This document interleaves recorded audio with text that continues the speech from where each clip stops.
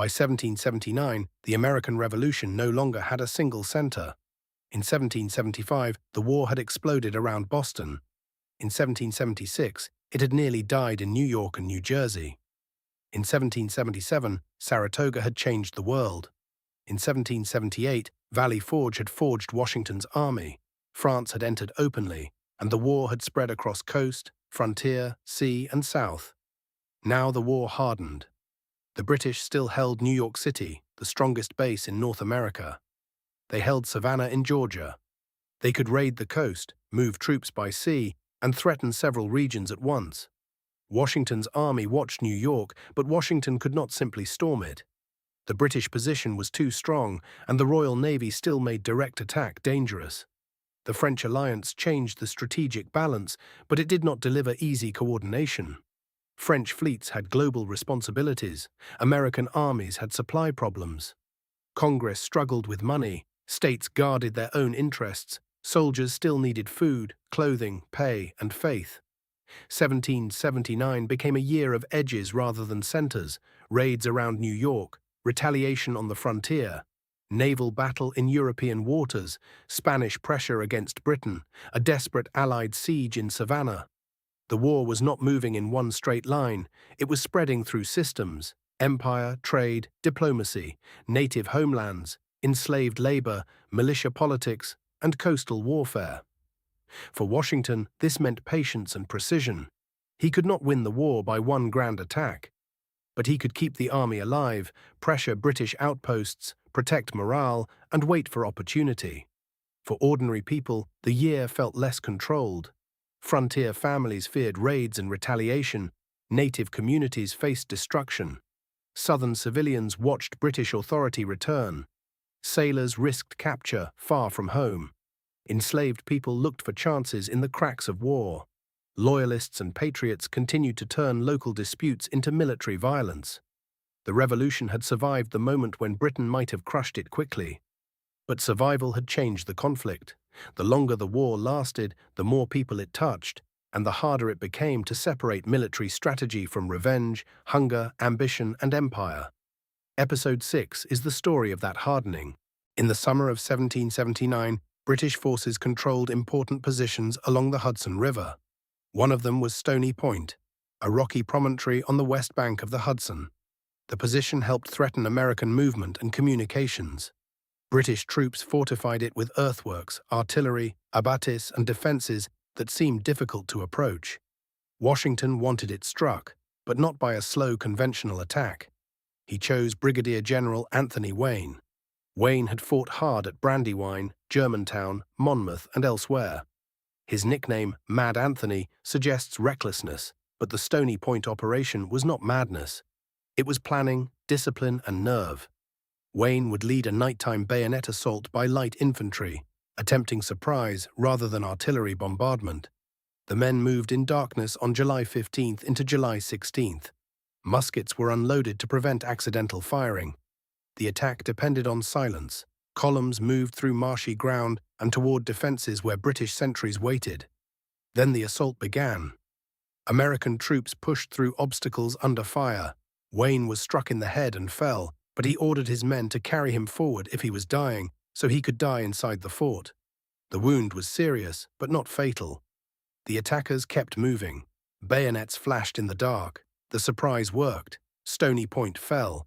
The victory did not transform the war strategically. Washington soon abandoned the post because it was difficult to hold against British counteraction. But psychologically, the raid mattered. It showed that the Continental Army could plan and execute a sophisticated night assault against a fortified British position. It also gave the army a morale lift in a year without Saratoga-style triumph. For soldiers who had endured years of defeat, hunger, marching, and uncertainty, Stony Point mattered because it was clean, bold, and successful. It showed professionalism. The army of Valley Forge was still learning how to hit sharply. Washington praised the operation. Congress awarded honors. Wayne's reputation rose, but Stony Point also revealed a pattern for 1779. The war around New York would be a war of pressure, posts, raids, intelligence, and morale rather than sweeping decision. 1 month later, another American officer would strike across the water near New York itself. Paulus Hook guarded part of the Jersey side across from British-held New York.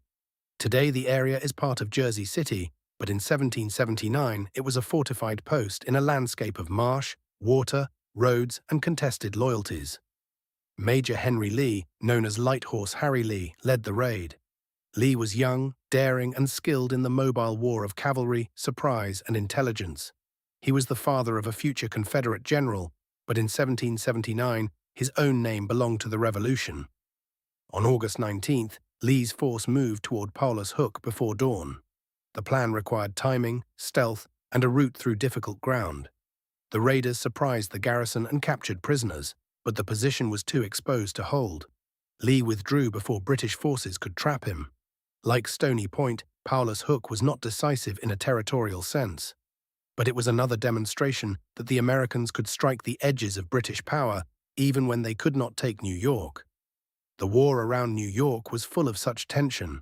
Spies crossed lines, loyalist and patriot militia skirmished. Foraging parties became targets. Civilians navigated military zones where allegiance could mean survival or punishment. British raids hit Connecticut towns like New Haven, Fairfield, and Norwalk in 1779, leaving destruction that reminded Americans the empire could still reach the coast. Washington relied on intelligence. Networks like the Culper Ring helped him understand British movement and intention. Messages moved through coded letters, invisible ink, couriers, and personal risk. The war of information mattered because the main armies could not always move freely. For viewers, this is important. Not every year of the Revolution is a straight line from one giant battle to another. Sometimes war is made of pressure. A fort taken at midnight, a garrison surprised before dawn, a town burned in a raid, a spy message arriving in time, a commander deciding not to risk everything. Washington's caution frustrated critics, but by 1779 it also reflected reality. He had learned that keeping the Continental Army alive was itself a weapon. Britain could win battles and still fail to end the rebellion. Washington could lose opportunities and still preserve the cause. But away from New York, preservation was not enough. On the frontier, Americans demanded retaliation.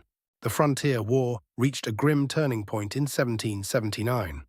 The raids at Wyoming Valley and Cherry Valley in 1778 had shocked patriot communities. Stories of burning homes, dead civilians, loyalist rangers, and native warriors spread through newspapers and private letters. For many Americans, the frontier had become a place where fear demanded revenge. Washington ordered a major expedition against the Haudenosaunee towns that supported Britain, especially communities of the Seneca and Cayuga, while recognizing that the Oneida and Tuscarora had often aligned with or aided the American side.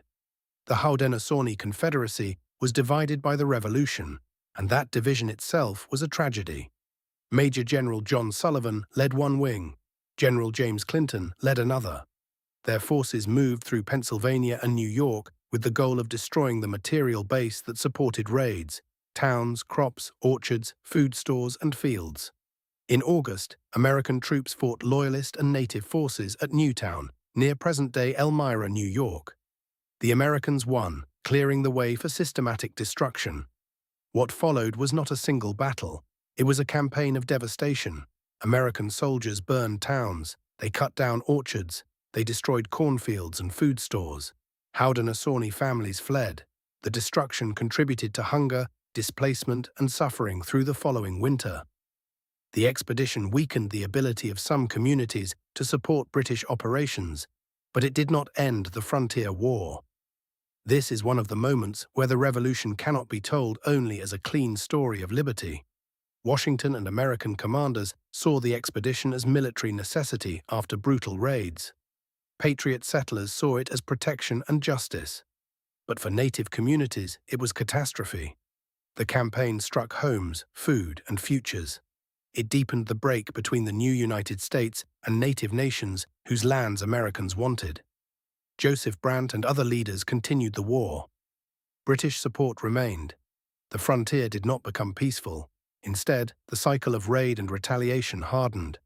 When we tell this part of the story, we have to hold more than one truth at once. Frontier settlers suffered real attacks.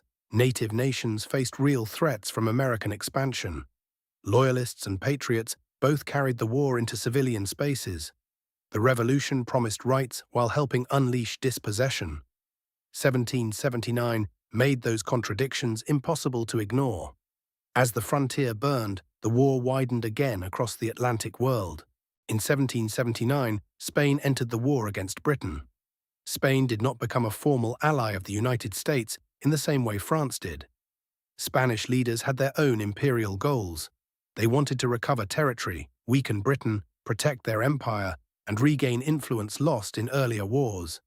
But even without direct alliance, Spain's entry increased pressure on Britain. Now Britain faced France, Spain, the rebellious United States, and threats across the globe. The Mediterranean mattered, Gibraltar mattered, the Caribbean mattered, the Gulf Coast mattered. British planners had to defend far more than New York and Savannah. Spanish Governor Bernardo de Galvez, operating from Louisiana, would soon become a major figure in the Gulf Coast campaigns. In 1779, he began operations against British posts along the Mississippi, including Manchac, Baton Rouge, and Natchez. These actions helped weaken British control in the lower Mississippi region and protected Spanish interests while indirectly benefiting the American cause. For the Revolution, Spain's entry mattered because Britain was now stretched thinner. Every ship sent to one theater could not be used in another. Every garrison reinforced in the Caribbean or Gibraltar affected calculations in North America. The American war had become part of a global contest among empires. This is one of the great ironies of independence. The United States, a new republic speaking the language of liberty, survived partly because monarchies and empires saw advantage in Britain's weakness. France and Spain did not fight Britain because they had become democratic revolutionaries. They fought because global power was at stake. American diplomats understood that. Benjamin Franklin in Paris, John Jay later in Spain, and others navigated a world where ideals mattered, but interests mattered too. For ordinary soldiers, these imperial calculations could feel distant. A hungry Continental did not feel stronger because Gibraltar mattered. But strategy is often made far from the people who suffer it. Britain's widening burdens created the conditions that allowed Washington's army to keep surviving. At sea, the pressure became more dramatic still. John Paul Jones had already carried the war into British waters, but in 1779 he became a legend. Commanding Bonhomme Richard, an aging French merchant ship converted for war, Jones led a small squadron near the British coast. His ship was not the equal of a strong British frigate. It was old, slow, and imperfect. But Jones had audacity, and audacity was sometimes the American Navy's best weapon. On September 23, 1779, near Flamborough Head, Jones encountered a British convoy protected by HMS Serapis, under Captain Richard Pearson. The battle that followed became one of the most famous naval fights of the Revolution. Serapis was stronger, faster, and better built for combat. Bonhomme Richard suffered terribly. Cannon fire tore through wood. Men fought amid smoke, splinters, fire, and confusion. At one point, the American ship seemed so damaged that surrender would have been understandable. According to later tradition, when asked if he had struck his colors, Jones replied, "I have not yet begun to fight." The exact wording has been debated, but the spirit of the moment became part of his legend. Jones lashed his dying ship to Serapis. The battle became a brutal close-range struggle. Men fired from tops, grenades exploded, crews fought fire and water as much as each other. Eventually, Serapis surrendered. Bonhomme Richard was too damaged to save and sank after the battle. Jones transferred to his captured prize. The victory did not give the United States command of the sea. It did not defeat the Royal Navy. But it shook British confidence, inspired Americans, impressed Europeans, and proved that American naval audacity could strike even near Britain's home waters. Jones was difficult, ambitious, and controversial, but his victory gave the Revolution one of its most unforgettable sea stories. For the British, the lesson was irritating but real. This rebellion had become global enough that even the waters near home were not entirely safe.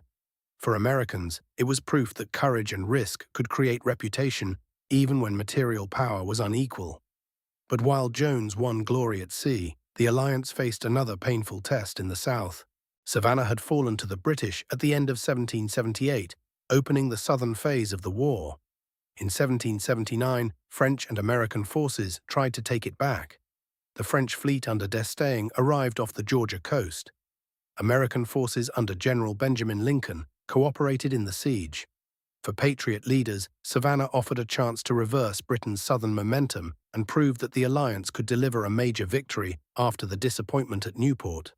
But siege warfare is unforgiving. Time matters, disease matters, engineering matters, weather matters, command decisions matter. The British garrison under Augustine Prevost improved defences while the Allies prepared. D'Estaing could not remain indefinitely. French naval obligations pressed on him. The longer the siege lasted, the more dangerous the situation became. Allied commanders decided on an assault. On October 9, 1779, French and American troops attacked Savannah's defences. The assault failed. The fighting was fierce and costly. Polish cavalry commander Casimir Pulaski, who had served the American cause since 1777, was mortally wounded. Sergeant William Jasper, associated with the defense of Fort Moultrie earlier in the war, was also mortally wounded while trying to carry a flag. French troops suffered heavily. American hopes collapsed. The Allied army withdrew. Savannah remained British. The failure mattered deeply. The South stayed open to British strategy. Georgia remained under royal control. The alliance had again shown potential, but also the difficulty of coordinating across command structures, naval schedules, and local conditions. Savannah also showed how brutal the Southern War would become. The British could hold ports, patriots could resist inland, loyalists could organize, enslaved people could seek paths through military chaos. The countryside would become a contested world of raids, militia warfare, occupation, and retaliation. For Lafayette, Washington, Congress, and French commanders, Savannah was another reminder. Alliance was necessary, but it was not magic. The revolution would have to endure longer. 1779 is not remembered as the cleanest year of the American Revolution. It gave no declaration, no Trenton crossing, no Saratoga surrender, no Valley Forge symbol as simple as footprints in snow. But 1779 changed the texture of the war. Stony Point and Paulus Hook showed that Washington's army could strike sharply even when the main British base at New York remained out of reach. The Sullivan Expedition showed that the frontier war had become a campaign of destruction, and that the Revolution's promise of liberty existed beside the devastation of native homelands. Spain's entry showed that Britain was now fighting a world war, not merely a colonial rebellion. John Paul Jones showed that American naval daring could create legend and pressure British confidence.